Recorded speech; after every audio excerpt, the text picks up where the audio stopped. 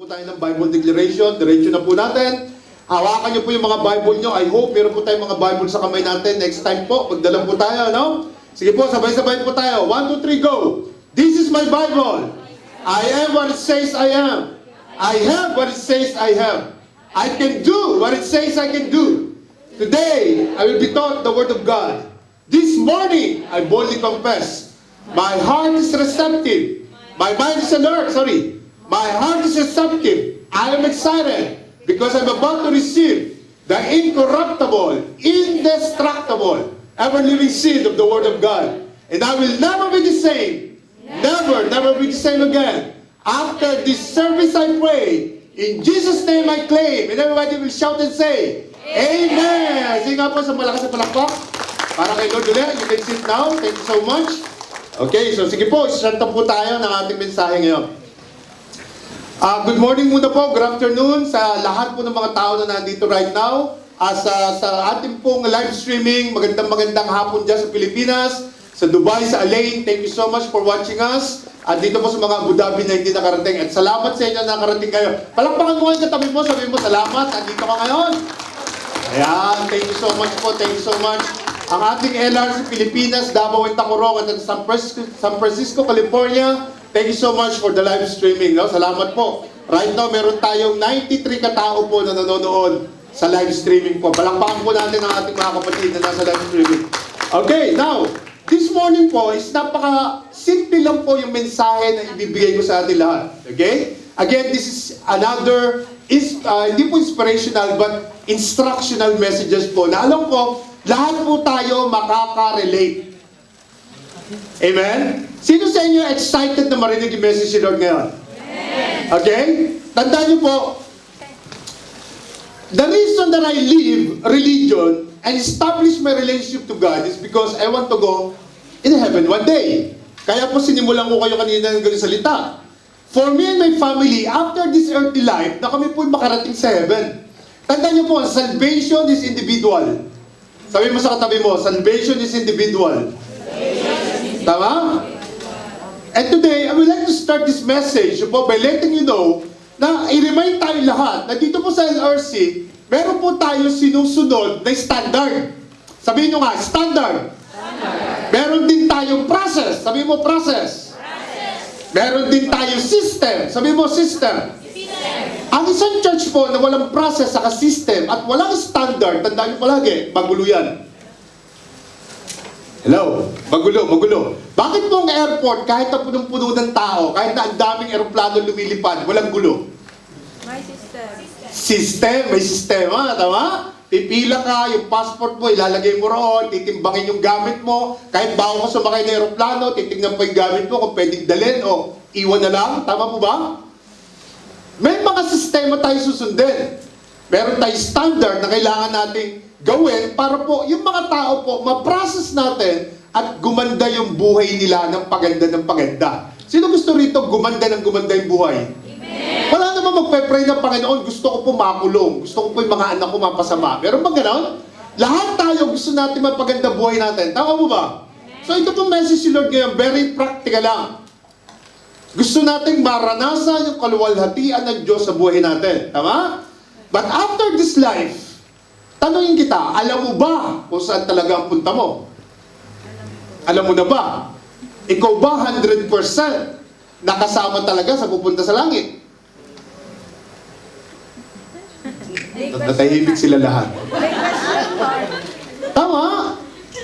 Ano po ba? Hindi po ba kayo? Alam niyo, wala ibang makakasagot niya kundi ikaw lang.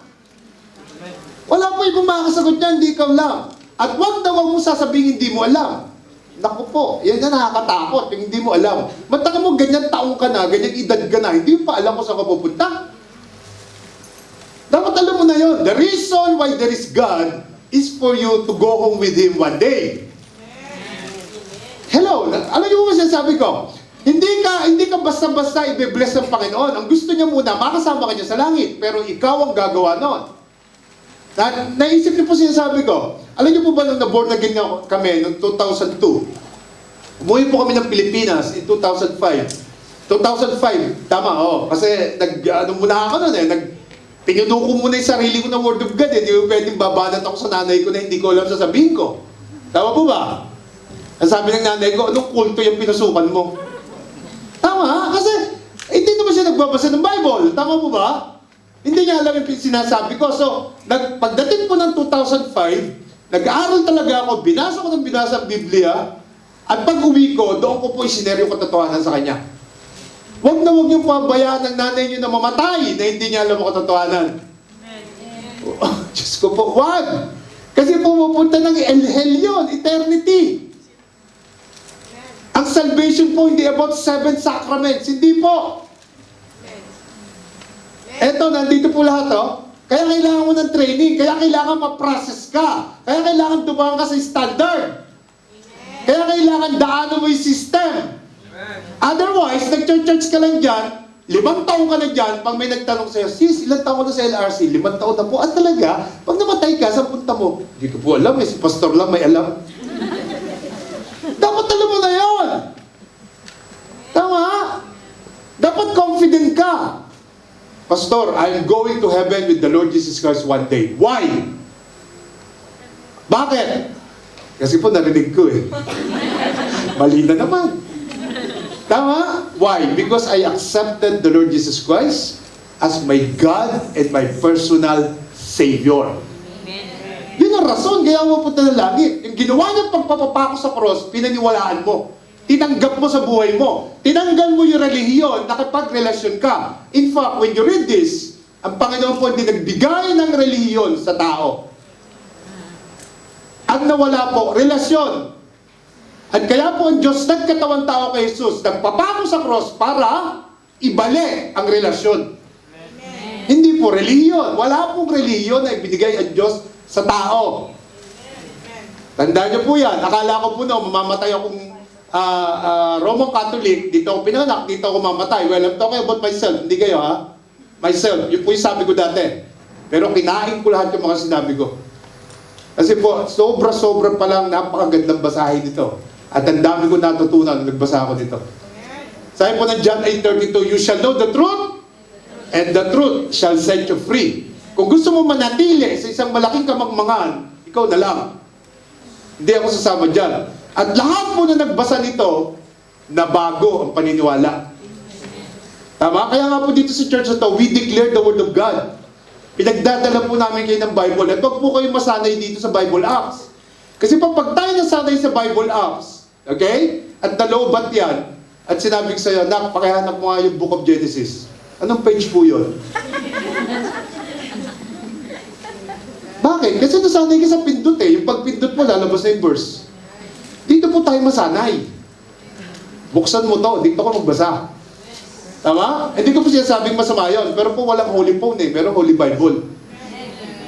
Dito po sa church na to, we force you hanggang maaari na magdala po tayo ng Bible, basahin natin, i-declare natin yung decree ng Panginoon sa Biblia. Tama? At yun po ba kayo? Kaya nga po natin tinetrain yung mga tao. Now, again, this message po is very, very practical lang. Diba? And for the goal to happen, may goal tayo. Ano yung goal ng church na ito? For every believer to be a leader of leaders. So, lahat dito believer, tama? So, one day, gagawin namin kayo leader, hindi lang po member. Amen. Hindi kami papayag, hanggat nandito ako sa church na to, hindi kami papayag na maging member ka lang. Gusto namin mag-lead ka ng tao. Dahil yun po yung sinabi ni Lord sa mga disciple niya na tinrain niya ng 3 taon. Yun lang po pinagagawa niya. Sabi niya, come and follow me. Tama? Amen. Hello? Amen. At ang mga taong pinili niya, mga mangingisda lang. Majority, tingnan nyo ha, mga mangingisda lang. Kung ako si Jesus, ang purpose ko is save ang universe. Makarating lahat sa langit. Siyempre, pupunta ako sa Bible school. Doon ako maghahanap ng mga tao ko, tama? Andiyan ba kayo? Pero hindi niya ginawa yun. Naglakad lang siya sa Cornish. Sa may fish market hanggang Emirates Palace. Doon siya naghanap. Nakakita niya yung 12. Ano ginawa niya? Tinrain niya lang ng 3 taon. Ang requirement niya, come and follow me. Alam niyo ang katotohanan? Maraming tao nagpupunta lang sa church. They come. But they don't follow. Amen. Hello? Tandaan nyo, dalawa requirements. Come and follow me. So, hindi ka lang comer. Follow ka. And dito sa church na to, ang ating role model, si Jesus, tama? Now, nakakalungkot po sa maraming church. Role model nila si Jesus, pero hindi nila ginawa yung ginawa ni Jesus. Dito po, hindi lang natin siya role model. Gagawin natin ginawa niya. Ano yun? Mag-train ng tao. Tama? Tandaan nyo ha, nag-train siya ng tao, may nagudas pa. Eh, how about you, kung di ka namin titrain?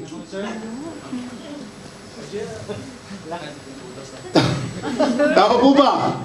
Tama? Kaya tayo may standard. Alam niyo bakit? For your life to be transformed and not only to be informed. So gusto natin mabago yung buhay mo. Kumbaga, hindi mo lang kilala si Lord, yung talagang magkaroon ka ng total transformation. No? Na talagang ma-born again tayo. Kasi po ang standard ni Lord, you must be born again. So yun po yung standard natin sa church. Kaya nga po pag may kinokorek tayo dito, nagagalit left the church Kasi nga, mas madaling magbago ng church kasi magbago ng buhay. Eh, ba't ka pa kinokorek? Kasi may mali kang ginagawa. Tama? Kaya nga sabi ko palagi, tandaan nyo to, kung ayaw magpakorek, di balikan na lang sa dati. Ako po, nung nandun ako sa dati, nang bababaya ko, tatlo-tatlo Pero nag-church ako every Sunday. Walang nagko-correct sa akin. Di ba mas maganda ron? Yung akala ng iba, mas maganda. Ako, pag tinanong ka, saan ko gusto pumunta? Sa langit. Paano ko pupunta sa langit? Ay, baguhin yung buhay mo. Amen. Narinig niyo po ako. Very practical lang message natin ngayon. Practical lang po. And I believe, tandaan niyo, hindi ko kayo pinatatamaan ha. Tumbok lang kita. Tama ba? Kung ikaw yung tinatamaan right now, sabihin mo, thank you Lord, kung ikaw. Kasi mamaya, iba dyan, di na babalik. Grabe naman magsalita yung pastor na yan. Bugbog naman ako, di na ako babalik dyan. Dapat magpasalamat ka. Tama? Because si Lord na umusap sa'yo. Tama mo ba? Alam niyo po ba sinabi ni Lord daw kay Nicodemus, you must be born again. Do not marvel that you must be born again. Si Nicodemus na yun. Alam niyo kung sino si Nicodemus? Ruler na yun ng church. Pariseo pa. Leader na ng simbahan. Sinabihan niya, you must be born again. Excuse me. Eh, about you? Eh, leader na ng church yun. Eh, ikaw? Tama? Sinabi niya pa, kailangan mo born again ka. Tandaan niyo po, ang born again, hindi pangalan ng church. Akala ko dati, pangalan ng church ang born again. That's your experience, how God transformed your life from glory to glory. Amen. Kaya born again ka. Na born again ka na. Nung una kang pinanganak ka ng nanay mo, physically. Pag born again, born of spirit and water. So, Pastor, gusto ko makapunta ng langit, no? Kailangan mo born again ka. Sa pamilya ni Lord. Tama? Amen po ba? Kailangan sumunod ka sa Kanya. Kasi gusto mo makarating sa Kanya, ipapakontrol mo na yung buhay mo sa Kanya, dito pa lang. Kasi pag patay ka na, wala na magagawa yung 9 days saka 45 days of prayer. Nakakuha niyo po ba pinag-usapan natin?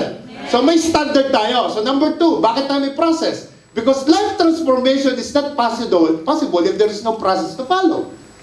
Paano mangyayari yung life transformation? Paano mangyayari na mabuborn again ka kung walang proseso na dadaanan?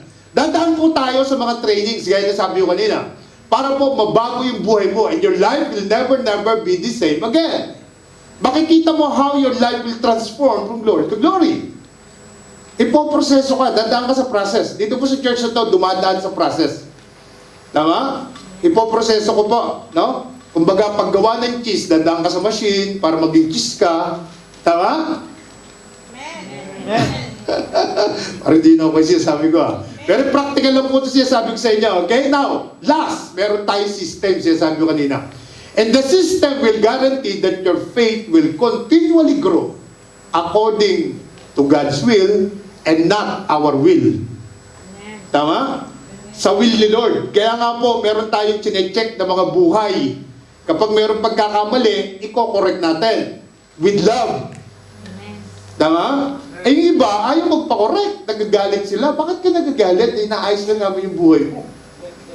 Tama po ba? Are you with me? Are you with me? Narinig niyo po ako? And that's the best thing na mangyayari sa'yo kapag po na-experience mo yung pagbabago. Yung pagbabagong buhay po. Now, having said all of those, no po, having said, yung tatlong yan, huwag niyo po kulilimutan yung tatlong yan. So, sa umagang ito po, very practical lang ang message natin. Gusto ko po ituro sa inyo is, bakit po may mga tao sa loob ng church na natututong magrebelde. Mabigat po. Kaya, bakit? Bakit kaya? Ano po? Bakit kaya? Simple lang po to, kasi po we're talking about leadership here, no po? Bakit may mga taong ganyan? Alam niyo po, kahit sa simbahan po meron yan, di po nawawala. Kasi po, ang technique po, ang tactics ng enemy, isa lang. Isa lang po ang tactics ng enemy. Tandaan niyo ha, isa lang ang sakit ng lahat ng simbahan. At isa dyan yung rebellious spirit. Isa po yan. Ako yung gusto ko po ituro sa inyo to because as we are going to our training, ang gusto ko po, lahat tayo is dumaan sa system, sa proseso, at wala na pong pabebe these days. Ang dami na po nangyayari sa mundo ngayon. Tama? Kailangan po mag-mature tayo sa Christian. Tama? Pag sinabi maturity, yung rebellious, nawawala yon. Kasi nagmamature ka. Are you with me? Hindi lang sa age, ha? Tingnan tayo magkatabi mo, mukhang mature na ba? Kailangan sa spirito, ha? Tama? So, okay. At magmula po na naging pastor ako, almost 15 years na po akong pastor ngayon. Alam niyo po ba, nakakita ko yung iba't ibang mukha ng rebellion. Nakakita ko po talaga. Sa church po, ang isang pastor, hindi magpapalis ng tao sa church. Wala po kami papalisin. Nagwiwin nga tayo ng soul eh. Pero bakit po may mga umaalis nga? Kasi nga, because of this rebellious spirit. Ito po yung gusto natin pag-usapan ngayon. Simple lang po to. At tandaan niyo po, kapag sinabing nagre-rebelde sa church, meaning sa leadership ng church. Hello? Hello? Mukhang siguro sabi doon, mukhang matindi itong usapan na to. Pero practical lang po to, no? Yung, alam niyo po, kung kayo aalis ng church, ayan, bibigyan ko kayo ng tip, ha? Bibigyan ko kayo ng tip. Kung aalis po kayo ng church, magpaalam kayo. Tama ba? Kaya ka nagiging rebellious kasi umalis ka na lang, hindi ka nagpaalam. Tapos paglabas mo, ang dami pang sinabi against sa church. Yun po yung rebellious. Alam niyo po kung ako aalis, halimbawa ganito, nasaktan ako kay pastor, no? Kasi pinagalitan ako, nasaktan ako eh. Para hindi na ako magkasala, sabi ko si pastor, pastor, pwede ba tayo mag-Starbucks? O sige, pastor, ikaw bayad ha? O sige. Sasabihin niyo sa akin ganito, pastor, nasaktan ako sa mga sinabi mo, hindi ko tatanggapin yung mga sinasabi mo. Pwede ba, i-bless mo na lang ako, alis na ako ng church. Yun ang magandang pag-alis. Kaysa yung aalis ka, pagkatapos pa na yung negative pa ibabato mo. Hello. Tama ba? Kasi minsan ka rin na-bless nung na-adjang ka eh. Ngayong na-correct ka, ang dahil mo na sinasabi. Tama mo ba? Umalis ka na lang na maayos. Di no hard feelings, kahit saan tayo magkita. Tama? Hindi ko maintindihan yung maraming tao eh. Pag pinagalitan mo kasi may maling ginagawa, aalis. At ang matindi nun, eto, nagtawag pa. Tama? Nagtawag pa. Tama po ba? Alam niyo po may mga tao umalis sa church kasi nalipat ng workplace. Tama ba? Pastor, alis na po ako ng church. Bakit? Nalipat po ako eh. O sige, uwi ng Pilipinas. Pero marami sa uwi ng Pilipinas, diretso pa rin. Kasi po lahat tayo online naman. Tama? So, hindi po rebellious ang tawag doon. Pag nagpaalam ka, kahit nasaktan ka, may sama ka ng loob, pero nagpaalam ka, kinuha mo yung blessing ni pastor, pinag-pray ka, hindi po rebellious ang tawag doon. Kahit na may sama ka ng loob, basta nagpaalam ka lang na maayos. Tama? Tama po ba? Alam niyo po, kung sasama loob niyo sa akin, I suggest, mas maganda umalis ka na lang. Alam niyo kung bakit? Kasi gusto kong maging leader ka ng church eh. Paano ko pa maniniwala sa akin, galit ka na? Ako yung tumatayo dito palagi. Wala akong matututunan kasi makita mo pala ako, galit ka na eh. Tama, kung bumalik si Lord, panagalit yung puso mo, hindi mo na mangyayari sa'yo. So I suggest, lipat ka na lang sa iba para makarating ka ng eternity. Tama, pero kung wala tayong pinapalis sa simbahan na to, tama? Malinaw po ba yan? So kaya po tayo nagte-train para ikaw is maging maayos na tao. At karamihan po sa mga itinitrain natin is talaga pong nasasaktan sila, no po? Dahil sa mga training, talaga pong meron doon pagkokorek. Pero dapat i-accept mo yon kasi po makakaganda sa atin. Tama ba? At sabi ko, meron po ako sa kaibigan ng pastor dito sa Abu Dhabi. Alam niyo po ba, sabi niya, pastor, bakit gano'n? Hindi kami ako pagpalago ng church. Bakit? Kasi lagi na lang may umaalis sa church. Sabi ko, ako, pare-pareho sa tayo, pastor.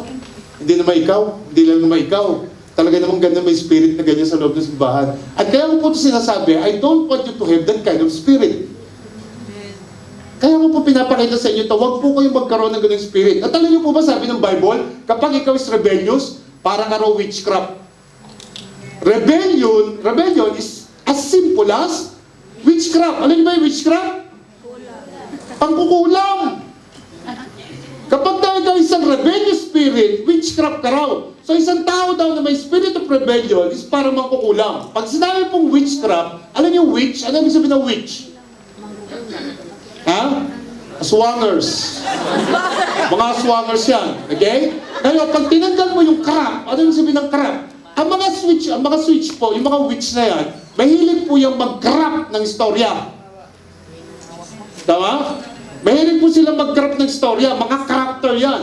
Nagka-crap sila ng lies para po paglabas sila ng church, sila ang tama. Wala po nagrebelde na siyang mali. Hello? Pero ba kayong ganyan narinig? Na nagrebelde sa mga leaders ng church, tapos umalis sila ang mali? Hindi po, lagi silang tama. Tama po ba? Are you with me? So yun po yung mga tao na nagke-create ng convincing word. Kaya po nahahatak nila yung mga friends sila because very convincing sila. At kaya ko po ito tinuturo sa inyo, pero ayoko po kayong maging ganon. Tama? Kaya ko po sinasabi ko na sa inyo yung way. Kung gusto mong umalis, magpaalam ka anak. Magkape muna tayo bago umalis. Tama? Hello. Sabi mo sa katabi mo, kapatid, para ikaw ang topic ngayon ha. Sabi mo. Tama? Alam niyo, mga rebellious people, very convincing yan. Very convincing. And this usually brings a lot of havoc or destruction inside the church kapag po may mga ganyan tao. Alam niyo po ba yung may experience na po, ito po ang spirit na ito, biglaan na lang nangyayari sa tao. Lalo na kung friend ko siya. Ano mo yung best friend ko siya na pagalitan, tapos sasabihin, oh, Liga, magkita ka tayo. Bakit? Kasi, alis na ako dyan sa church na yan. Bakit? Kasi ganito eh. Hindi naman niya sasabihin, may kasalanan siya eh. Eh, very convincing siya. Ngayon, sasama na rin yung friend. Mga anak, kaya ko po tinuturo to, correct niyo yung friend niyo. Amen. Huwag niyo pong sundan agad yung ginawa niya. Ngayon, paano malalaman mo kung ano yung nangyari totoo? Magtanong kayo. Pastor, bakit yung kaibigan ko nagsabi alis na rin siya kasi ganito. Ano ba nangyari doon? Ganun po ang proper. Hindi narinig mo yung kaibigan mo, alam mo ba sila pastor, ganito, yung mga leader, ganyan. Ah, talaga? Tara, alis na tayo. Very convincing po yung mga yon. Para po malaman mo yung totoo, pumunta ka doon sa leader at tanongin mo, ano ba nangyari doon? And then, kung merong mali, correct mo yung friend mo. Kung tunay kang friend, i-correct mo siya. Tama? Again, kaya ko po tinuturo sa inyo. Why? Because I want you to don't copy that kind of behavior. Alam niyo po ba, ang destiny mo na pinrepare ng Diyos sa'yo, mawawala. Kapag meron kang spirit na gano'n. Ako na magsasabi sa inyo, my experience. Now, this morning, I wanted to share a story in the Bible from the book of Genesis. Tingnan po natin kung ano makukuha natin dito. I-transfer natin doon sa goal at sa purpose ng church na meron tayo. Ano po? At the same time po, ikukumpara natin yung vision of discipleship dito. Tingnan po natin. Ito po yung sabi sa verse. Sabi po dito, now, Sarai, Abram's wife, had borne him, what? No children. But he had an Egyptian slave named Hagar. Now, first and foremost, I want you to see that there is a problem. Ano yung problema? Si Sarai, na naging Sarah later on, at si Abraham, na naging Abraham later on, is walang anak. But the scripture says that they have an Egyptian slave. What is the name? Hagar. So listen to this carefully. We will connect this stories, church, no po? Yung vision ng discipleship. Lahat po tayo makaka-relate na maigi dito. Then at the same time, makita po natin yung reality na ginagawa natin sa vision na meron tayo dito sa church. So let's say meron kang sa leader. Sino yung sa leader? Si Sarah. Hello? At sa leader si Sarah, tama? At sino yung disciple? Si Hagar. Hello? Nakakuha niyo po ba? Amen po ba? So the message for this morning is about a leader whose name is Sarah and a disciple whose name is Hagar. Are you with me? Nakakuha niyo po. Now, makinig po tayo mabuti. Let's go to verse 2. Sabi po sa verse 2, so she said to Abram, the Lord has kept me from having children. Sabi, go sleep with my disciple. Hello? Hello, are you with me? Tama mo ba? Ang sabi, go sleep with my disciple. Okay? So, kasi nga, ipapares natin sa vision. Now, ang sabi po rito, perhaps I can build a family through her. Dito mo makikita natin, mga anak, na yung sa leader, tiwalang-tiwala sa disciple niya. Hello? How many of you sa leaders here na tiwalang-tiwala ka sa disciple mo? Amen. Di ba? Ganyan usually eh. Cell group ko to, lahat na umaattend ng cell group ko, tiwalang-tiwala ako dyan, mga disciple ko yan eh. Kagaya po ng isang Sarah, na halos ibigay niya yung asawa niya dahil tiwalang-tiwala siya sa disciple niya. No? Tama po ba? Naku yung example? So may kita po natin isang leader sa isang disciple niya. Alam niyo po sa vision na ginagawa natin, ito po discipleship, ganyan talaga. Ang mga cell leader, sobrang magtiwala sa cell group niya. Sa mga cell leader, sa mga disciple niya, no? Pinagpe-pray yan daily. Alam niyo po ba ng mga cell leader niyo, pinagpe-pray kayo daily? Alam niyo po ba yan? At yung mga leaders namin, pinagpe-pray po namin daily yan, yung mga disciple po namin. So, Abraham agreed to what Sarah said. Yun po yung sabi. So, dito po sa part na ito, parang sinasabi ng mga kwento na, Abraham, hindi ako magkaanak. Na po, tabihan, hindi tayo magkaanak, tabihan mo yung disciple ko para magkaanak tayo. So, kung ikaw lalaki, ano gagawin mo? Nag-agree. Yun, nag-agree to. Di ba? Pag ikaw yung asawa, sinabi sa inyo asawa, oy, hindi ako magkaanak, tabihan mo yung katulong. Abraham po. Mga lalaki dyan, anong feeling? Pagkakataon na! Tama? Ganun ba yung feeling? Siyempre, asawa mo na nagsabi. Tama? Ganun ba yun? Verse 3. Ito po yung sabi sa verse 3. So, after Abraham had been living in Canaan 10 years, ang sabi dyan, Sarah, his wife, took her Egyptian slave Hagar and gave her to her husband to be his wife. Now, dito may usapan na sila. Itong mag-asawa to may usapan na. At talaga nagkasundo na. Tama? Meron silang plano. Pagdating sa verse 4. He slept with Hagar and she conceived. Nabuntis. When she knows she was pregnant, she began to despise her mistress. Now, makinig po tayo. Matapos sipingan ni Abram si Hagar, nabuntis at nagdalang tao si Hagar. Subalit, nagmalaki na si Hagar at hinamak na si Sarai. Tama po ba? So, tingnan niyo mabuti ha. Si Abram po is father of the nation. At kapag nakadikit ka sa father of the nation, sikat ka na nun. Hello? Sikat ka na nun. Eh, father of the nation si Abram eh. Eh, hindi lang napadikit eh. Nagkaanak pa. Nagkaanak pa yung father of the nation sa kanya. Tama? So ano kayo mararamdaman ng isang Hagar? Ano kayo mararamdaman? Panalo yun. Walang katalo-talo. Dati slave lang ako. Ngayon naanakan ako ng father of the nation. So iba dating sa akin, no? Tama? Ginawa ka pang asawa, nagkaanak pa sa'yo. Iba na dating nun. Kasi dati slave lang siya. Ibang level na yun. Tama? Ibang level na. Tama? Now, when we say the word despise, ano ibig sabihin niya? Kasi po sabi rito, she began to despise. Ano po? Ano ba ibig sabihin ng despise? Pag sinabi pong despise, to look down. Okay? Yan po ibig sabihin niya. To look down. Yung ang baba ng tingin mo na sa kanya. Yung sa leader mo, ang baba ng tingin mo, kasi may success ka na. Hello? Kasi success na eh. No? Nagkaroon ng success eh, no? Ang sabi diyan, ang baba. So, a feeling of scornful, hatred. Yung tipong may disrespect ka na, galit ka pa. May disrespect na, no? O pwede rin natin sabihin na a lack of respect accompanied by a feeling of intense dislike. Now, tingnan po natin yung tatlong sample na yan. Pagkatapos pong nabuntis ni Hagar, o ni Abram si Hagar, ganyan po ang naramdaman ng isang slave sa kanyang sa leader, ng kanyang disciple sa kanyang sa leader, ng isang katulong sa kanyang amo, na babae. In other words, ganyan na naramdaman ng disciple sa kanyang sa leader nga. Kaya nga siya, sabi ko, sometimes po, ang isang disciple natin sa church, kapag gumanda ng trabaho, alam niyo, nung dumating niya, busy-busy. Hello? Naku yung sinasabi ko? Nung dumating yung visit visa, pinag-pray nung sa leader. Grabe, gumanda trabaho. Nung gumanda na trabaho, kinalaban na yung leader. Ito po sinasabi ko sa inyo because this is my experience.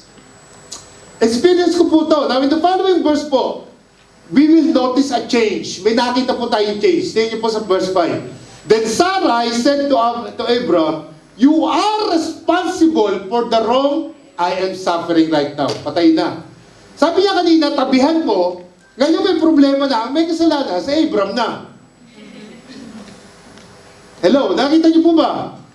So, bakit mo ako pinagbibintangan na ikaw may gusto niyan? Tama, siya na raw yung nagsasuffering. May suffering na raw siya. Samantalang siya yung nagsabi na tabihan niya si Hagar. Tama ba?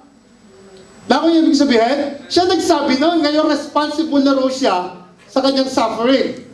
Siyang nag-request sa patulan, ngayon pinatulan, nabuntis, ikaw na may kasalanan. Tama? Ganyan ba talaga mga babae? Ha? Okay, so story lang ito, huwag kayo magkalala, okay? So ang sabi pa, ito pa yung sabi. Ano sabi diyan? I put my slave in your arms, and now that she knows she is pregnant, she despises me. Kinalaban niya na ako, may the Lord judge between you and me. Now, ito matindi, sinama pa si Lord. Tama? Sinisi ka na, sinama pa yung Diyos. Si Lord na raw mag-judge between you and me. Samantalang siya naman na nagsabi nun, natabihan mo. Tama po ba?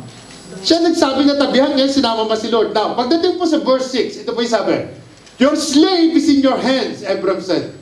Do with her whatever you think best. Ito po yung sabi ni Abraham kay Sarah. Sabi niya kay Sarah, disciple mo yan, kung ano yung gusto mong gawin, gusto mo na rapat sa kanya, gawin mo. Do with her whatever you think is best. Then, ano yung sabi po sa last statement? Then Sarai mistreated Hagar, so she fled from her. So Hagar fled from Sarah. The disciple from as a leader. And the title of the Lord's message is The Runaway Disciple. Ayan po ang nangyayari sa church right now.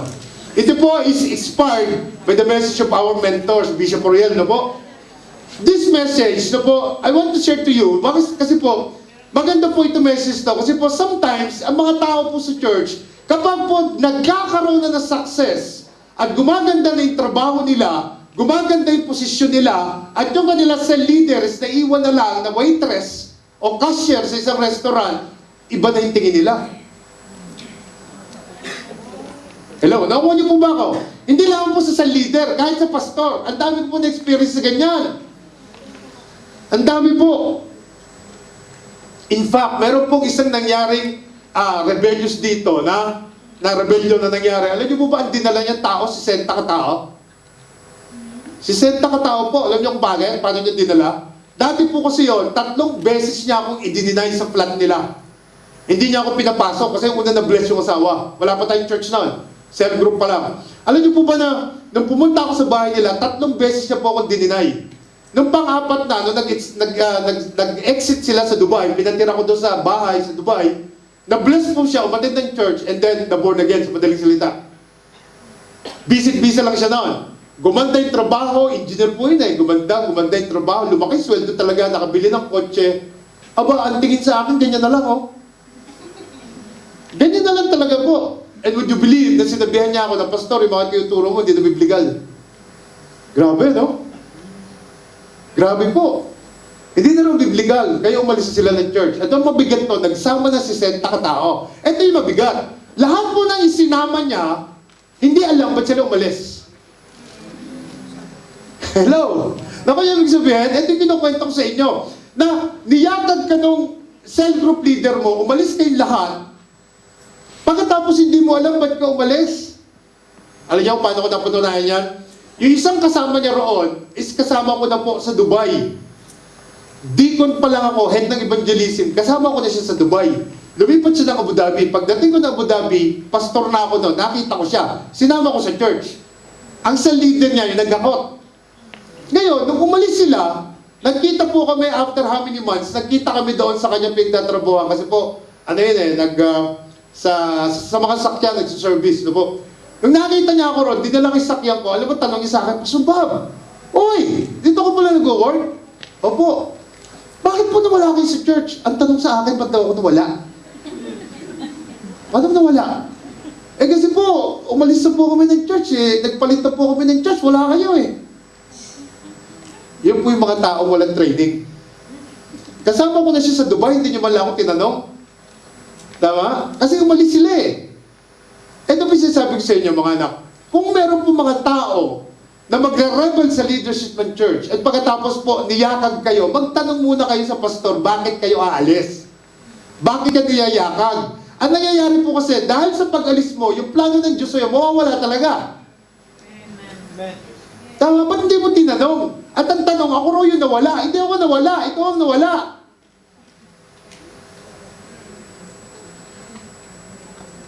Hello? Patang mo sa senta, ha? Pero alam niyo po ba, tuwan-tuwa ako nung mali sila. Alam niyo ba't ako natuwa? Gumaang yung church, lalo kami dumami. Hindi po magkakaroon na LRC Elaine sa Dubai, sa Pilipinas, kundi sila umalis eh. Hindi po, palakpakan niyo sa Lord. Sa totoo lang po. At alam niyo po, sasabihin ko sa inyo, kapag po kayo umalis ng church, ang church po, diretso pa rin, hindi po babagsak yan. Kasi po sabi ng kasawa niya, ano ang sabi? Oy, ingatan niyo yung church, alis na kami ha, baka bumagsak yan. Ano ka, ikaw ang Diyos? Babaksak ang simbahan sa pag-alis niyo. Tama? Mga anak, please don't make me wrong. Kaya kung po ito sinasabi sa inyo, I don't want you to have that kind of spirit. Magpaalam kayo ng maayos at huwag na po tayo maghatak kasi po malaking kasalanan mo yun. At alam niyo po ba yung 70% ng umalis na yun, bumalik sa dati. So pananagutan niya yun. Pananagutan niya po yun. Yung naghatak ka, hindi mo nadala sa church, hindi po, pananagutan mo yun. At alam niyo ba kung nasaan sila ngayon? Alam niyo yung restaurant sa baba, yung Filipino restaurant. Alam niyo ano pangalan ng restaurant sa baba? Oriental. Ayan, dyan sila nag-charge sa first floor. Eh, music team natin to, hindi kasya eh. Oh. Tignan nyo, tayo pa rin nasa taas, nasa baba sila. Kasi po mga anak, I want you to understand na when you rebel to the church leadership at hindi ka nagpaalam, hindi ka na-asenso sa faith mo. Believe me. Hindi ka na po a-asenso sa faith mo. You need to ask your pastor na aalis ka. At sabi mo sa kanya, rason, wala pong pastor na pipigilan ka. Wala. Lahat po tayo dito volunteer, tama? At bakit na pipigilan? Hawak ko ba passport mo? Hawak ko ba visa mo? Ako po sa akin, mas gusto ko po magpaalam ng maayos. Di po? Dahil mag-usap tayo, ba't ka alis? O kung talagang dito mapigilan, I will pray for you. I will bless you. So that you can go somewhere na lalo kong gamitin ni Lord. Tama? Tama mo ba? Ganun lang po kasi, huwag po tayo mag-run away. Kasi po pag nag-run away ka, hindi ka nagpaalam, ang tawag po ron is rebellious yun. No, again and again and again, bakit po siya sabi to? Because I don't want you to have that kind of spirit. Huwag niyo pong bigyan ng kasalanan yung sarili mo. Tama? At kung si pastor may pagkakasala sa'yo, leader may pagkakasala, pabayaan mo si Lord ang husga. Tama ba? Huwag mo na idamay yung sarili mo. Tama po ba? Amen? Now, kaya ko po sinasabi to, again, meron po tayong training na parating and I don't want you to have that kind of spirit. Gusto ko po maging matatag kang Kristyano, magpagamit ka kay Lord para one day magkita kayo na tayo doon sa heaven. Huwag kang maging foolish yung kagaya kanina sa anointing of oil. Meron 10 virgins, yung 5 wise, yung 5 foolish. Rebellious sa foolish thing. Diba? Hindi po makakaganda sa iyo pag nag-rebel ka. Now, ito lang po napansin ko sa loob ng church. Bakit ang success minsan nakakasira ng calling ni Lord? Tama? Nakuha niyo po ibig sabihin? Ang success po minsan nakakasira yan. Kagaya sabi ko kanina, pupunta rito, visit visa, pagpapray natin, tama? Tapos nakakita ng magandang trabaho, hindi mo na mahagilak. Nasaan na? Busy po ako sa work, pastor eh. Ang success po, isang hindrance yan sa pagkilala mo kay Lord. Dapat, the more na nagiging successful ka, the more na ayusin mo yung pagsaserve kay God. Amen. Tama? Sige mo, palakpakan natin si Lord. Kaya minsan, meron pong mga bagay na dinideli ni Lord yung success mo because alam niya that you cannot handle success. Amen. Alam niya yon, that you cannot handle it. No? He knows it very well. That many of us cannot handle success. Lalo yung ibang mga kasama natin, alam mo, may businessman dyan, nagtayo ng business. Naku po, ang dami ko, nagsimula magtayo ng business, gumanda yung business, nakapag-start ng business sa Pilipinas, nawala na, hindi mo na mahagilap kung nasaan. Tama? Meron pa mga cases na pinag-pray, walang anak, nung nagkaanak, hindi mo na makita. Tama? Huwag niyo pong gawin na ang church is charity institution. Hindi po charity institution ang church. Tama? Dapat tanggalin natin yung thinking na what the church can do for me. Instead, what I can do for the church. Tama? Dapat po ganun thinking natin. Kaya nga po we practice leadership dito kasi po ganun dapat ang thinking, no? Hindi po natin nilalahat na ganun, ha? Pero po kalimitan, ganun po yung nangyayari. Kaya po minsan, may mga tao sa loob ng simbahan na natulungan mo, naging maayos ang buhay, and then later on, kinalaban ka na. Ganun po yung nangyari doon sa kinukwento ko. Nagkaanak pa yun, pinag-pray namin, walang anak yun, nagkaanak, nung nagkaanak, wala na talagang kinalimutan niya na lahat. Yun po yung nakakalungkot. So I don't want you to experience or to happen to you that kind of attitude. No? Alisin po natin yun. No po? Ito pong simbahan, palalaguin natin sa plano ni Lord, pero dapat ayusin natin mga sarili natin. Ayusin po natin because we are all serving God. Ako po nagsuserve ako sa capacity ko, magsuserve ko sa capacity ko. Actually po, napakalaki ng accountability ko sa inyo. At ang asawa ko, ang laki po kasi buong church accountability ko kayo eh. Paano pag nangyari na namatay ka, hindi ka nakarating doon sa langit? Ako tatanungin nun. Sino pastor dito? Pakitin na nga, Peter. So, tingnan, Peter. Si Pastor Bob po, patawag mo nga yung one day. Sa dream, pakita ka sa dream. Sabi mo, ano ginagawa sa mga tao niya? Ang laki po ng accountability ko sa inyo as your pastor, as your spiritual leader. Kasama po yung mga sa leader nyo. Tama? Bakit nagkakaroon ng mga runaway disciple? Because they don't like what is happening right now. Because they have success sa buhay nila. Hindi nila ma-handle yung success, kaya iiwanan nila yung church. Ang isang tao po, kung di dadaan sa napakalaking problema, hindi may iwan sa church eh. Kaya minsan, mas maganda magka-problema ka na lang para nasa church ka. Tama mo ba? Alam mo yung ibig sabihin? And bakit po may mga taong speaks behind their leader? Bakit? Because they don't like to be with the leader. Kung ayaw mo, magpaalam ko na maayos. Kaya ako po lagi sinasabi. Tama? Magpaalam po tayo na maayos. Huwag niyo pong bigyan ng problema yung sarili ninyo. Huwag niyo pong bigyan. Okay? Kasi po, kung meron mang hindi magandang nangyayari, let the Lord judge them. Hindi ikaw. Kasi dinamay mo pa yung sarili mo. Tama? Huwag mo na idamay yung sarili mo. Marami pong ganyan story sa Bible against Moses. Hindi po yung pag-usapan natin. Ito po practical lang yung sasabihin ko sa iyo. Now, sa storya po natin, sino ba si Hagar? Tandaan nyo, isang slave. Isang slave siya. Tama po ba?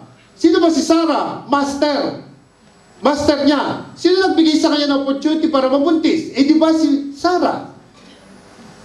Isa siyang slave. Si Sarah nagsabi na kay Abraham na buntisin mo. So yung opportunity, yung success, kino galing? Sarah. Kay Sarah. Tama? Pero bihira po yung ganung opportunity. Magtaka mo, slave ka, tapos nagkaanak yung amo mo sa'yo. Eh kung di naman sinabi ni Sarah, hindi mangyayari po yun.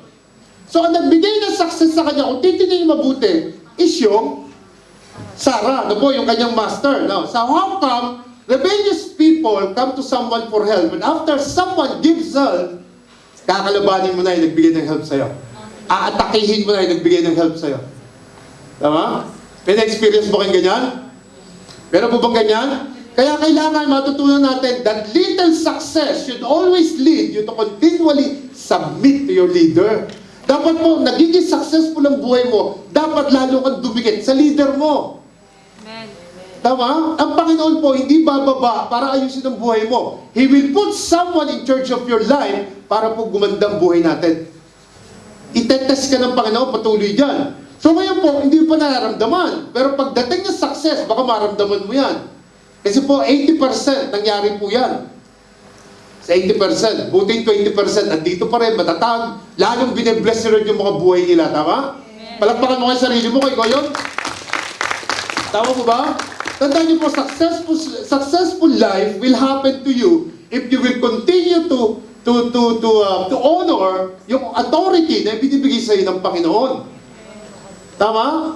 Amen po ba? You with me? Alam niyo po ba yung taong nag-share sa akin ng gospel nasa Dubai? Pastor na rin po kayo. Nauna pa ako maging pastor sa kanya. Message ko po yun once in a blue moon. Eh, lagi may blue moon. Ano ibig sabihin? Every month po, message ko yun. At kinakamusta ko. Kung di ko man tatawagan, message ko sa Facebook, wag na wag niyo pong kalilimutan yung taong nagdala sa iyo sa Panginoon. Amen. Kahit naggano'n pa kasama yan, huwag mo kalimutan yan. Dahil kaya gumanda ang iyong pananampalataya kay God, kaya gumanda ang buhay mo because of Him.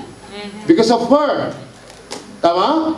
Tama po ba? So huwag niyo po kalilimutan yung mga yun, lalo na mga leader na inilagay ni Lord sa'yo. Tama po ba? You with me? Now, tingnan niyo ha, bakit yung mga tao po, ano, kapag may nilagay na pastor o leader sa buhay nila, bakit po nagkakaroon ng chance na kinakalaban nila yung leader nila? Sa tingin niyo, bakit? Bakit po sa tingin niyo? Bukod sa success. Kasi sometimes nga, kinokorek, ayaw magpakorek. Tama? Kinokorek natin, ayaw magpakorek. Si Hagar sa story natin, nabuntis, hindi siya nagkapera, ha? Hindi po siya nagkapera, hindi siya yumaman. Pero dahil kay Abraham yon, the father of all nations, from the slavery, naging nanay po siya, no? Anak. Ito po, ni Abraham. So she got a pride in letting everyone knows that the father of my son is the father of the nation. Yun po yung nangyari. Kaya nga po, iniwanan niya si Hagar. Si Sarah. Ano po? Now, mga anak, kapag ginawa mo yun sa isang taong nakatulong sa'yo, hindi mo alam, inilalagay mo sa sarili mo sa isang bagay na hindi mo gugustuhin one day. Tama? Alamin po natin kung saan tayo galing. Lagi niyo po titignan kung saan galing. Kung sino yung mga taong nakatulong sa inyo at huwag na huwag niyo po silang kalalabanan, please. Lalo na yung mga spiritual leaders ninyo. Tama po ba? Andiyan po ba tayo? So sa story ito, Hagar started to despise, disrespect Sarah. Naging unsubmissive siya sa kanyang master. Na po? Kapag ang mga taong na walang respeto sa kanilang mga leaders, diyan po nagsisimula yung spirit of rebellion. Pag nawala niya yung respect, diyan po magsisimula. No? At ang pinakamatindi nga sa lahat, yung spirit of witchcraft. No? Na kapag nagsalita ka, they're crafting a lie, a story, very convincing, na kapag kaibigan mo yun, sasama ka talaga. Na hindi mo alam kung ano yung tunay na nangyari. Ganyan po yung mga experience sa church. Now, sino sa inyo, mahal nyo mga leaders nyo? Amen! Ayusin nyo yung amen nyo, ha? Amen! O, isa pa. Tanongin ulit kayo. Sino sa inyo, mahal nyo mga leaders nyo? Amen! Mahalin nyo po yung mga leaders nyo. Pinagpe-pray kayo niyan, hindi nyo lang alam. Amen! Tama? Salamat at Jordan. Praise God, no? Tama mo ba? Ang sabi mo sa verses kanina, Hagar fled and she ran away from her master.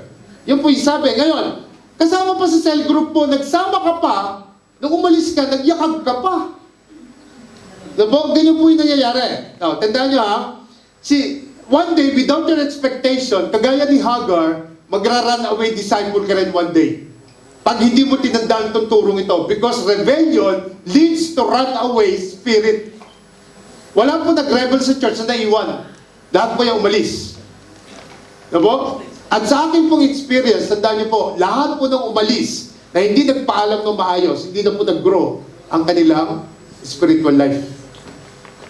Tatandaan niyo po, humingi kayo ng prayer at ipag-pray kayo ng mga leader niyo. Ganun po dapat.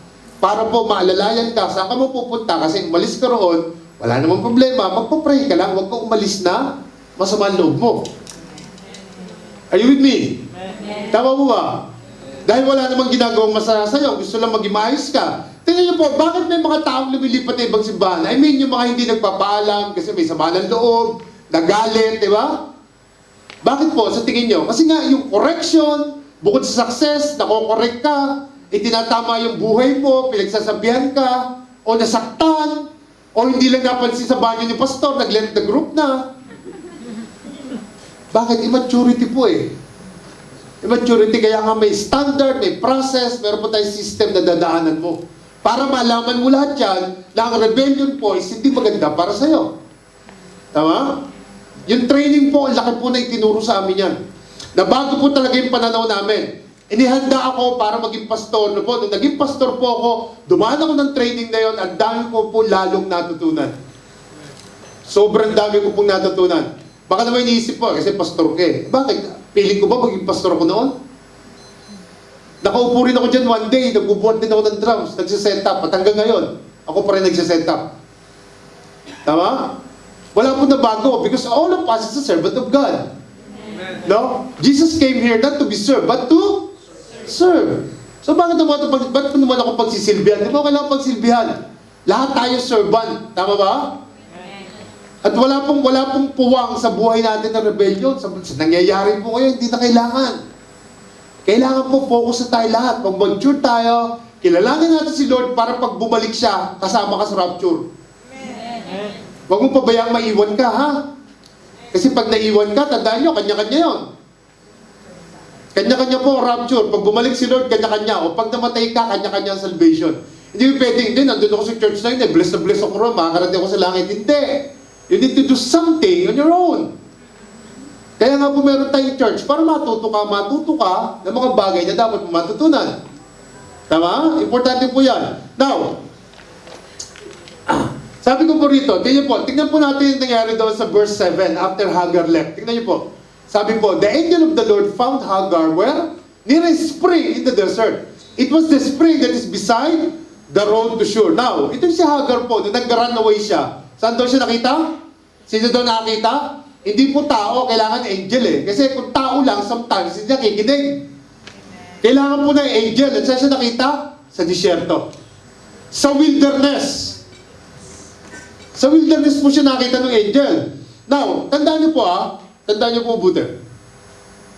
Kapag ikaw aalis na isang church, listen carefully. Pag ako aalis sa isang church, I want to make sure na yung pupuntahan ko, mas maayos. Hello? So, kung dito sa Bible, sa church na to, chinecheck namin yung devotion nyo. Chinecheck namin yung Bible reading nyo, yung notebook ninyo na nagbabasa talaga kayo. Which is, ganun po ang ginagawa namin sa church na ito. Nagbabasa po ng Bible yung mga yan. Pinagdadala namin ng Bible. Kailangan yung pupuntahan mo, i-make sure mo na mas matinding ginagawa ron. Kasi kung pagpunta mo ron, hindi ka na pinagdadala ng Bible, hindi ka na pinagbabasa ng mga pastor, hindi na chinecheck. Disyerto yung napuntahan mo, anak. Wilderness yun. Tama? Are you with me? Are you with me? Narinig niyo ibig sabihin? Kung alis ka ng church, kailangan siguruhin mo na lalo ka mapapaganda.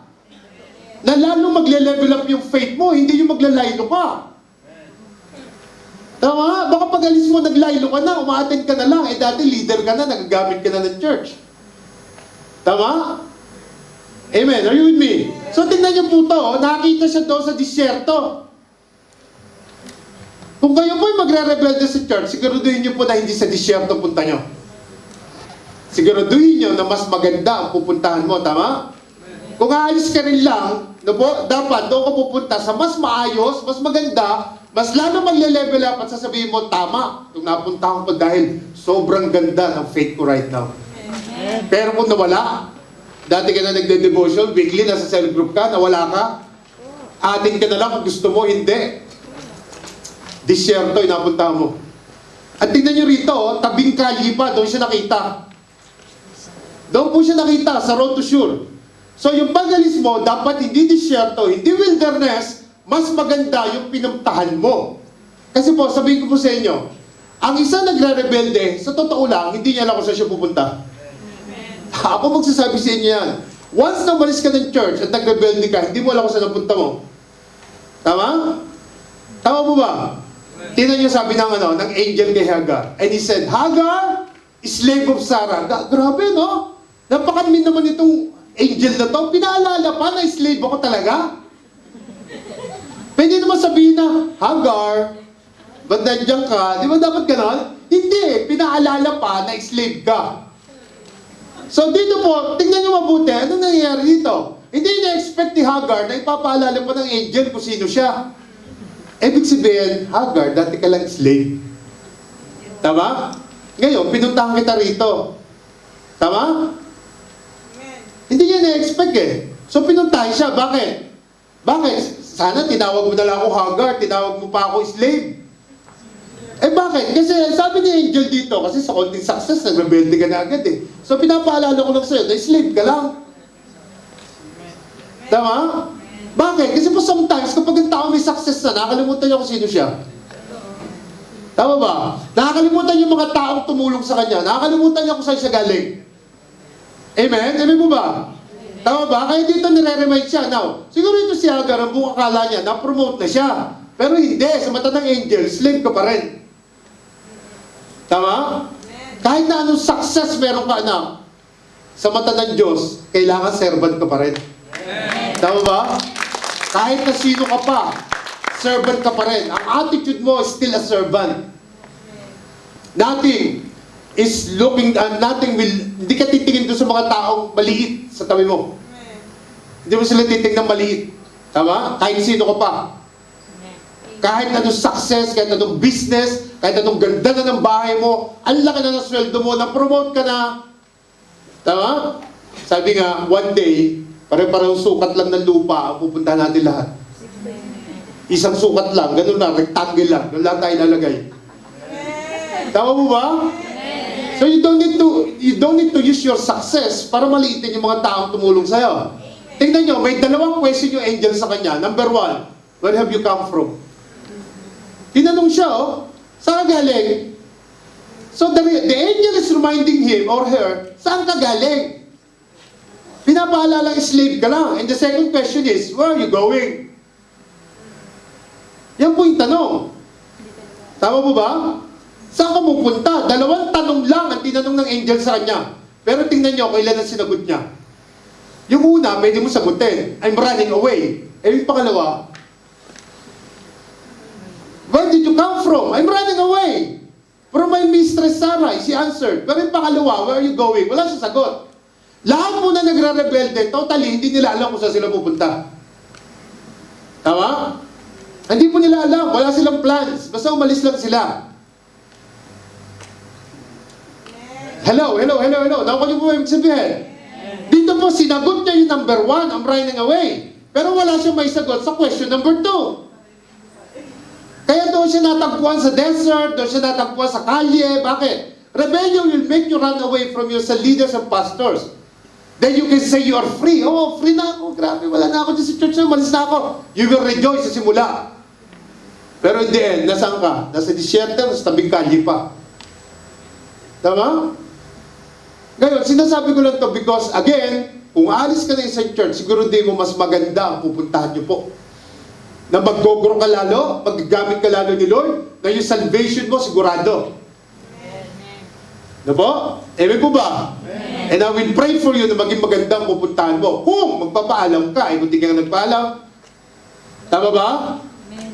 Are you with me? Amen. Now, like what I said kanina, make sure lang na mas lalo kang aangat sa faith mo, okay? Kasi kung hindi, tingin po sabi ng angel sa kanya. Then the angel of the Lord told her, go back to your mistress. And what? Submit to her. Ayan. Yan po yung sabi sa kanya. Pinabalik siya ng angel, pinasabihan na magsubmit ka pabalik sa leader mo, wag kang umalis. Yan po yung sabi sa kanya. And usually po, yung mga taong umaalis, wala na. Hindi talaga bumabalik. At alam niyo po ba, the more na pinagtatagal mo yung rebellious spirit, the more na dadaling ka niya sa malayo. The more na dadaling ka po niyan. Bakit kung sabi yan? Kasi running away from your leaders always leads you to nowhere. Experience ko po yan. 15 years na po akong pastor. Lahat po nung umalis sa church na ito, nawala sila doon sa tamang dapat tutunguhan nila. Tama? Tinetrain po natin mga tao rito para magamit ka ni Lord one day. Ilan po yung purpose. Pero yung iba, dahil doon sa prosesong dinadaanan nila, ayaw nila eh. Pero bakit naman yung iba hanggang ngayon, nandiyan pa rin? Tama? Palapang nga po natin, kaya po ang rebellious spirit, attitude yan eh. Attitude. Bakit yung iba nandiyan pa, di ba? Nandiyan pa rin sila. At lalo pinagbe-bless ni Lord ng buhay nila. Amen. Tama, yun po yung maganda roon. Tama po ba? Kaya nga po meron tayong mga online training para po hindi nyo maranasan yung mga ganyan. Alisin po natin yan. Alam niyo po, sabi ni Lord sa akin, ito po hindi ako nang bibiro Ngayon pagbalik nyo dyan, sa venue, dire-diretso na yan, hindi tayo titigil. Okay, dire-diretso na po tayo. Ngayon, pagbalik natin dyan, ngayon, may training tayo mamaya.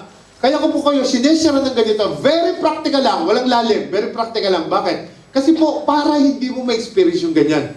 para hindi ka gumawa ng ganyan. Kaya ako tinuturo. First time ko pa lang po itinuro ito ng very practical. First time pa lang. Di ba?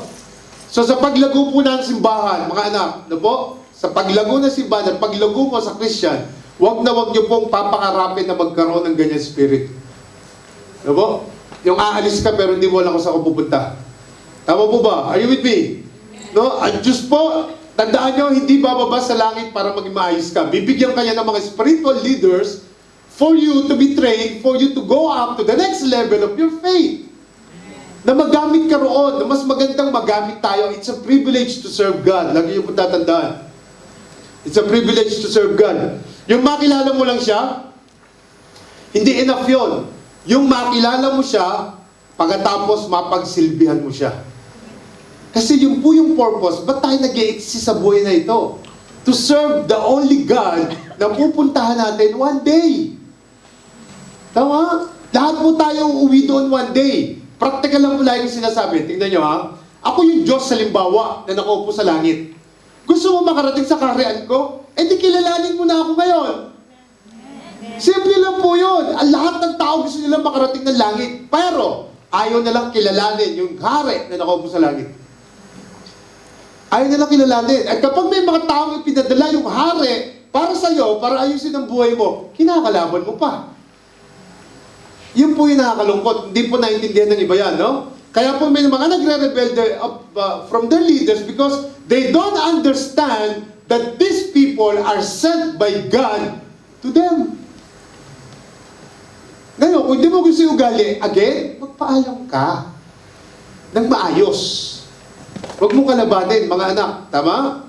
Ang pagre-rebelde po is your own decision. Wala pong pastor o leader na nagsasabi sa iyo na magrebelde ka. Wala. Wala po. Pero again, kung hindi mo na gusto, ask for permission to go. Yun po yung pinaka-the best na gagawin mo. Tama? Naintindihan niyo po ba siya sabi ko? Are you with me? Naintindihan niyo po? Oh. Tingnan niyo po. Tingnan niyo po. Ito, kilala niyo kung sino yan? Tingnan niyo ha. Judas has the best pastor, the best leader, the best teacher, the wisest of all. Meron pa siyang best friend, but he failed.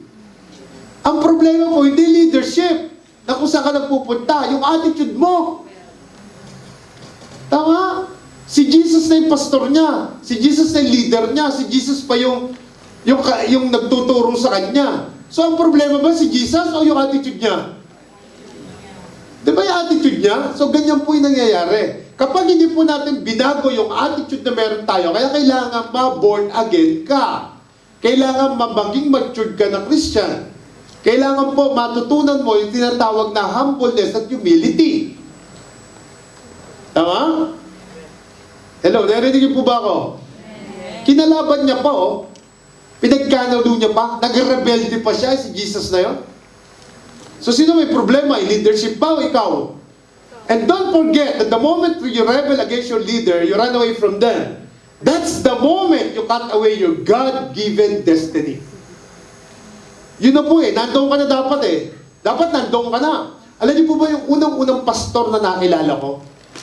Hindi na po nagkaroon ng ibang pastor. Yun lang. Sa totoo lang. Siya lang po. Siya lang po. Nung lumipat lang ako ng Abu Dhabi, nag-vision tayo. Mas pinili niya pang mag-start tayo ng church dito. Ano po? Magtayo tayo ng sarili. Hindi po ako nag-rebelde roon. Pinag-pray ako noon. Umalis ako. Siya po nagsabi sa akin. Tama? Kasi po hindi maganda magrebelde. Hindi po maganda. Talagang po ba ginawa ko? Ito, sabi ko na ito minsan. Yung po pastor na ibang lahi at may edad na, alam niyo po ba na ang dami niyang flows. Ang dami po talaga. Kung titingnan mo siya sa human, ang dami. Pero po din namin iniwan yun. Alam niyo bakit? Alam niyo bakit? Tayo niyo ko bakit? Kasi tao rin yun eh. Kasi iba, ang tingin nila sa pastor nila, Diyos. Na hindi nagkakasala. Tao rin po yung pastor nyo. Nakagawa rin po ng kasalanan yon. Kaya kung siya titingnan mo, madadapa ka. Ang tingin mo doon, hindi sa kanya. As long na ang tinuturo natin dito, biblical naman, at wala namang masamang tinuturo. Tama? Ipag-pray mo yung leader nyo, ipag-pray nyo po. Kung meron mang hindi maganda nangyayari, ipag-pray nyo. And then kung di mo na talaga kaya yung nangyayari, di magpaalam ka na. Tama? Tama po ba? You with me? Palakpakan nga po natin ng Diyos. Palakpakan natin. Ano po? Wag niyo po kayong kakalaban sa mga leader ng simbahan. Hindi niyo po alam kung anong hirap niyang mga yan. Tama? Kung meron kayo hindi gusto, again and again and again, pray for them and don't involve yourself. Ano po? Mag-pray po tayo. Kung hindi na talaga kaya, kausapin at magpaalam po ng maayos. Ano po? Wala pong hatred. Kailangan walang hatred. Kailangan po okay lang lahat. Tama po ba? Kasi minsan ka rin na-bless dyan, panay amen mo dyan eh. Tapos nung sumama lang loob mo. Hindi po maganda kasi sa panahon ngayon wala na dapat ganoon. Tama? Dapat i-bless nyo kung sa kayo galing. Para i-bless ka rin ng Panginoon sa pag-alis mo. Tama? Wala namang pipigil sa'yo. Mayroon mo sabihin sa'yo, dito ka lang, hindi ka pwede umalis. Wala pong gano'n, wala pong pipigil sa atin. No? Because whether you like it or not, tandaan nyo, God ordained leaders na nakatayo next to you. Amen? In-ordain po ng Panginoon yan. Diba? So dapat po natin tanggapin na it was God who ordained those authorities in your life. Kung sino po yung sa leader mo, ministry head, po, yung pastors mo, in-ordain po ng Diyos yan para sa iyo. Kaya ka na andito because of that. So like ko po sinasabi, kung saan kayo tinanim, diyan ka, payayabungin ng Panginoon. Tama? Pag meron na nakitang ibang tinuturo, umalis ka na dyan. Pag meron na narinig ka na hindi na biblical, umalis ka na. James, siguro during that time, kahit huwag ka na magpaalam. Diba? Kung sa tingin mo, iba na yung tinuturo. Tama po ba? You with me? Amen po ba? Kung hindi na mo biblical at dito si Jesus ang Savior, umalis ka na dyan. Kasi ligaw na yan. Tama? Pero as long na si Jesus ang Savior, by His grace, through your faith, makakarating ka sa langit. That's good. Tama? Wala pong masama roon. Tama po ba? Pero mga tao, ayaw nila yung standard, ayaw nila yung sistema, ayaw nila yung proseso, ayaw nila dumaan dyan. Eh, paano ko mababorn again, anak? Kung di ka dadaan doon. Tama? Kaya kailangan maborn again ka, dadaan ka sa proseso, whether you like it or not.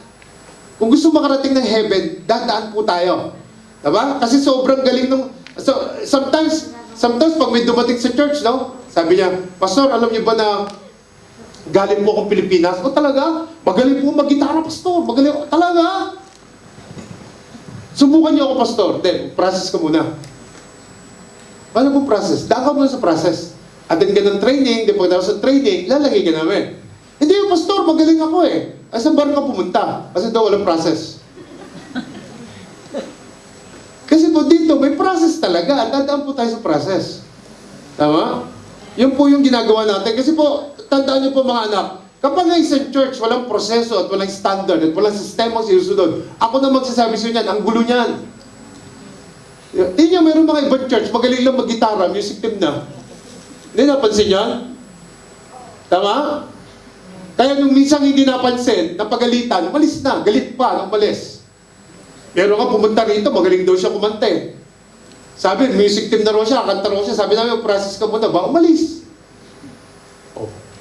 So pupunta lang siya rito para kumanta. Talaga, yun ang purpose niya. Tama? Ewan po ba? Narinig niyo po ba ako? May accountability po mga leader ng church na ito. Nabigyan ka ng magandang buhay. At para po maging magandang buhay natin, dadaan po tayo ng proseso, mga anak.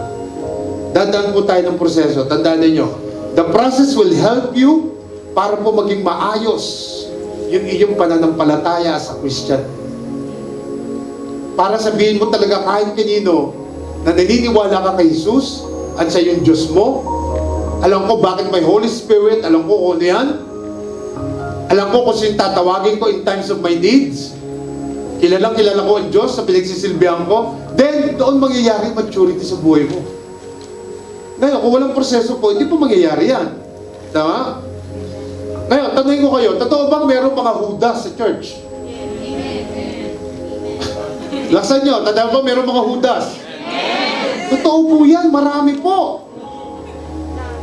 Alam nyo kung sino yan? Alam nyo kung sino yung mga Judas? Yung who does not bring their Bible, who does not read their devotion, who does not give their time, who does always come late. Tama, mga anak, tandaan nyo palagi Yung Judas na yon, W-H-O-D-O-E-S. Judas. Tama? Yung oo nyo, talagang alam nyo marami eh, na? Na? Alam nyo mga anak, tatandaan nyo, yan yung mga Judas not one training. Amen? How many of you wants to see Jesus one day in heaven?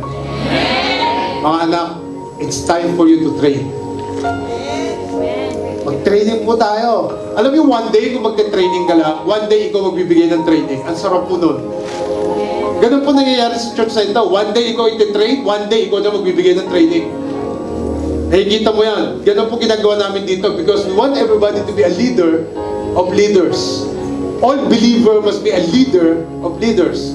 One day magiging leader ka at ang ganda po nung pag naging leader ka. Masasabi mo that you're a servant of Christ and you're doing something for God's glory. Hindi ka lang upuers church. Bawal mo upuers sa katungangers dito. Tama? Sabi mo sa katabi mo, bawal ang upuers, bawal ang tungangers. So si Hagar po, nakakalimutan niya yung order. Tama? Ano yung order? Sabi sa kanya, oy, parating na yung amo mo, magsaing ka. Dito mo, buntis ako eh. Ba't mo ko pagsasaingin? Nakakalimutan niya, no? Na-slave siya, no? Bakit ano namang katwiran na magsaing ka sa buntis? Anong connection doon? Ilang araw ka na ba buntis? 14 days. Ako mo, hindi ka makapagsaing kasi buntis ka ng 14 days. Bakit ko po sinasabi to? Mga anak, again and again and again, don't forget where you came from. Kahit ano success meron ka, huwag mong kalimutan yung mga taong nagpe-pray sa'yo kaya ka naging successful. Tama? Yung mga taong natulungan ka para makilala mo ang Diyos, mga anak. Tama? Amen? Ang mga tao pong hindi marunong tumanaw ng utang na loob kasi yung mga taong nakatulong sa kanya, hindi po magiging success ang buhay mo. Baka yung success yan, pero at the end of the day, baka mamaya pa yung maging dahilan ba't hindi ka makarating ng langit. Tama? Narinig niyo po ba ako? Amen po ba? Amen? Now, the moment na pumasok ko sa St. Church, tandaan niyo po, merong leadership yan at merong gustong gawin sa buhay mo. Kaya nagkakaroon ng rebellious is because you don't want to follow. Tayo po, lalo ng mga Pilipino, ayaw natin na pinokontrol yung buhay natin. Ayaw po natin yan. Asawa ko nga, hindi ako nabago eh. Sino ba yung pastor na magbabago eh? Sino yung leader na yan? Para mabago ko, asawa ko, hindi ako mabago, yan pa. Eh, mali po yung thinking mo. Pumunta ka na lang doon sa ibang church na hindi ka papansinin. Hindi ka hanapin. Kasi po dito, accountability ka namin. Tama? At gusto namin maging maayos yung buhay natin. So, if you will not submit to the standard, to the system, to the process ng church, diyan po nagsisimula yung rebellion. Pero kung susunod ka lang, maganda lahat. Pinahirapan mo lang yung sarili mo eh. Amen po ba? Narinig niyo po ba ako? Ngayon, bakit may proseso? Bakit may standard? For your life to be level to that purpose na God na gusto sa buhay mo. Yung gusto ng Diyos na mangyari sa buhay mo. Amen. Yun lamang po. Kaya po lahat tayo dadaan sa proseso. Now, ang isang tao po na nadedegolic yung rebellious spirit, alam niyo po kung sino laging tama? Siya. Hindi na nakakita ng mali yan. Hindi niya nakikita siyang mali. Laging siya nang tama. Kasi nade-develop na yung rebellious spirit niya. Kahit ano pong mangyari, siya na yung tama. Mali na lahat. Siya laging tama na at very convincing as I said earlier. So that's why so many churches are being ruined. Marami pong churches na nagro-ruin, hindi po siya mag-grow kasi nga napapasukan ng mga ganito. Kaya po sinasabi ko sa inyo na please, don't apply it to yourself. Huwag niyo po ilagay sa sarili niyo, tama? Nakakaawa po kasi mga churches na lagi na lang may mga rebellion. Tama? Nakakaawa po. Lalo na yung leadership ng churches na gusto lang maging maayos ka. Tama? Wag na wag po natin gagawin. Kasi po, ang nangyayari po, nasisira yung ikaw, yung sarili mo, at nawawala yung destiny na gusto ng Diyos na puntahan mo. Without you knowing it. So, tingnan po yung sabi sa verse 9. Then the angel of the Lord told her, go back to your mistress and submit to her. Yung po yung sabi kanina. Ngayon, kung sakasakali na maalala mo itong message na to, always go back and submit sa leadership mo ng church. Tama? Kung sakasakali lang po na mangyari po, huwag niyo pong kalilimutan na habang tumatagal ka sa rebellious spirit mo, dadaling ka ng malayo-malayo yan. At may hirapan ka na bumalik. May hirapan na po tayong bumalik. At tandaan ninyo ha, kung sa isang church nag-rebelde ka, sigurado, pagpunta mo sa kabila, ganun din. Ganun din po mangyayari niyan. Bakit? Kasi kung nasaktan ka roon, o kung ano man nangyari sa'yo, pagpunta mo sa kabila, ganun ka pa rin eh. Ganun pa rin yun eh. Ang tingin mo pa rin sa tao. Kaya po pag nasa loob tayo ng church, ang tingin natin kay Lord. Hindi po sa tao. Huwag kayo titingin sa tao. Tama?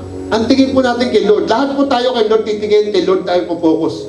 Now, tingnan niyo yung promise kapag bumalik ka at nag-submit. Ano yung promise? Sabi po, the angel added, I will increase your descendants so much that they will be too numerous to count when you submit and when you go back to your business. Lahat yung promise. Bumalik ka, mag-submit ka, I will increase your descendants. I will multiply your life. Aayusin ko yung buhay mo.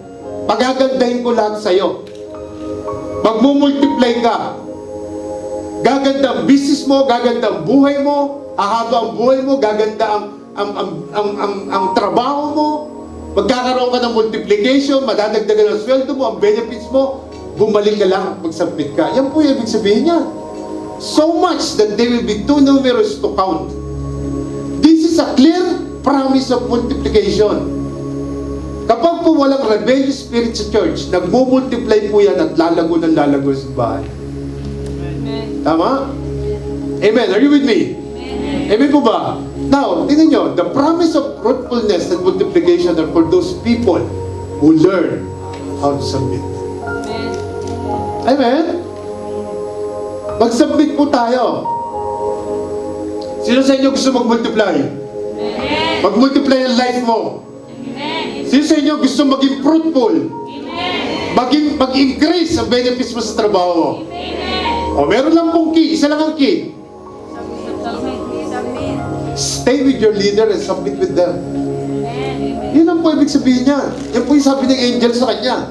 Bumalik ka sa mistress mo, mag-submit ka sa kanya, and then multiplication, increase will happen in your life. Tama? Amen po ba? Are you with me? Tandaan niyo po, when there is rebellion, walang increase. When there is rebellion, walang fruitfulness po na nangyayari. Kaya po, hanggat maaari, iwasan po natin yung salitang yan, yung attitude na yan, hindi po makakaganda yan kahit kanino.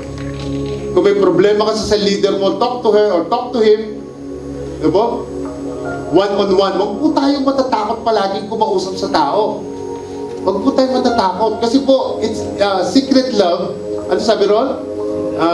Open rebuke is better than secret love. Tama? Usap tayo. Tayong dalawa lang. Usap tayo. Ano bang problema mo? Ano bang ano natin? Ano bang issue natin? Lagi pong ganon. Kasi ito po is kingdom ni Lord.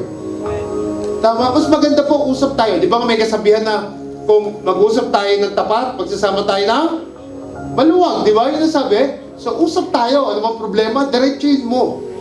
Pastor, may problema po ako. Yan yun. Kasi po, nagkakalat yung magandang bahay ako eh. O, di pag-usapan natin kung ayaw mo diwag. Tama? Basta po, there is something na issue, mag-usap po tayo.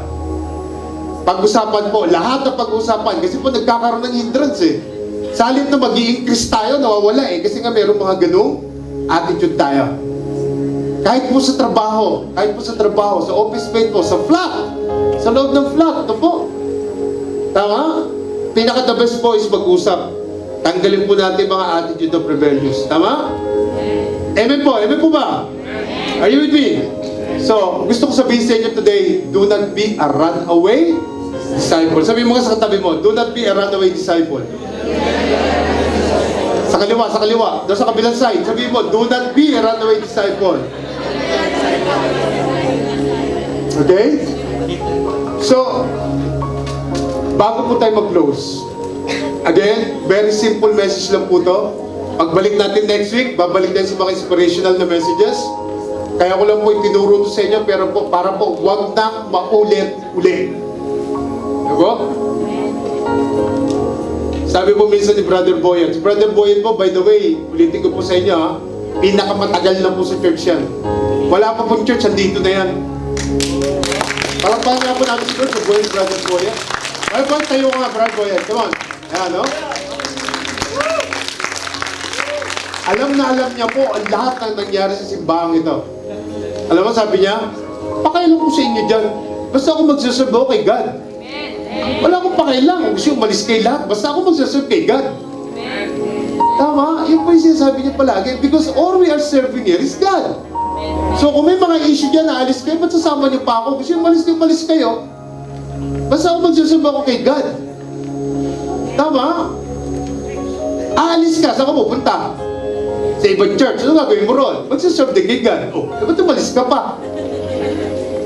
Di sana hindi ka na bumalik sa ibang church. Magwala ka na talaga, bumalik ka sa bar, bumalik ka sa drinking. Mas the best yun. Pero kung aalis ka, pupunta ka na sa isang church na ganun din naman, ba't umalis ka pa? Pwede naman natin pag-usapan lahat ng bagay, tama? Para mag-increase tayo, para mag-multiply tayo sa buhay natin. Saka yung kapatid na yan, blessed na yan, milyonaryo na yan, tingin mo ganyan-ganyan lang yan. Ito ang sinasabi ko po sa inyo. Ang isang taong nagsaserve kay God, nang nakatingin kay God lang, pagpapalain ni Lord yan. Maniwala po kayo sa akin. Blessed na blessed po yung kapatid na yan. And I'm thanking God na bless siya. At least, nag-manifest sa kanya yung ginagawa niya. Tama? Ang Diyos po natin, hindi ka paghihirapin. Hindi ka paghihirapin ng Diyos. Kung ikaw may tunay na puso, mag-serve sa Kanya. Hindi lang po si Brother Boyet, marami po rito magsasabi ng amen dyan. Tama? Ayun, nagsisigawan pa sa amen. Tama? Ang Diyos po natin sa mapagmahal na Diyos. Huwag lang po natin kalabanan yung mga taong inalay ng Diyos sa buhay mo. Huwag niyo po kalabanin. Tama? Because you don't even know na in-ordain yan para sa'yo. Tama po ba? May timbaba nga po tayo. Pero po ba tayo natutunan ngayon sa araw na ito? Again, very practical message lang po ito. Huwag niyo po kalilimutan ang lahat ng narinig niyo because that is something na magdadala sa iyo sa destiny mo na ipinapay ng God sa iyo. Amen? Yan nga po, palakpakan natin ito, Panginoon. Lahat na bless, shout, Amen! Lahat na may natutunan, shout, Hallelujah! Hallelujah! Sige po, tayo po tayo lahat. Let's worship God. Tayo po tayo lahat. Praise God.